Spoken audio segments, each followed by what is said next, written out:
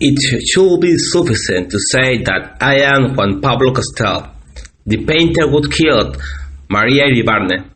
I imagine that the trial is still in everyone's mind, and that not further information about myself is necessary.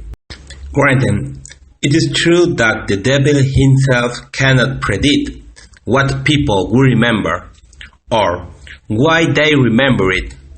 I, for one, have never believed there is such a thing as a collective memory, which may be one way humans protect themselves. The phrase, "the good old days," does not mean that the bad thing happened less frequently in the past, only, fortunately, that people simply forget they happened. Obviously, that view that is not universally accepted. I, for example, could characterize myself as a person who prefers to remember the bad things. I make even argument for the past as the bad old days, is it were not for the fact I consider the present as horrible as the past.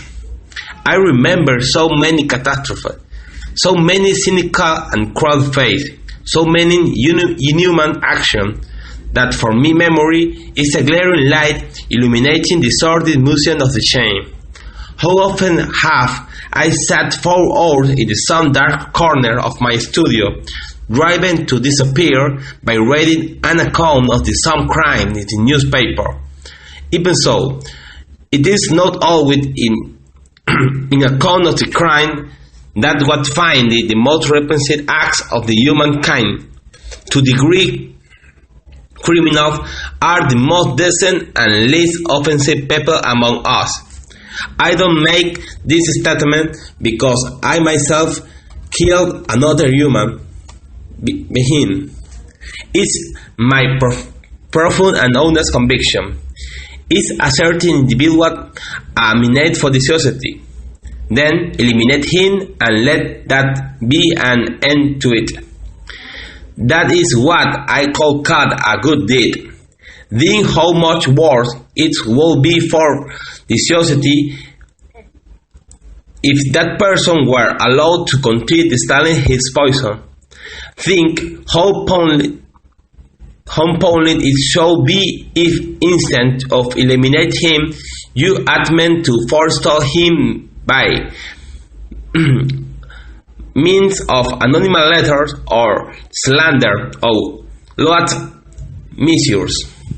As for myself, I frankly confess that I have regret not having used my time to better advantage when I was a free man. That is, for not having done away with 6 or 7 individuals I call name. It is a terrible world that truths demand no demonstration. No less, I will offer a single example for as proof.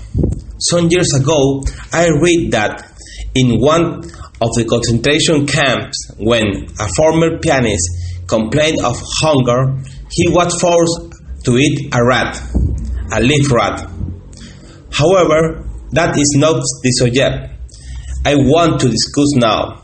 If the opportunity arises, I will have more to say of the subject of the rat.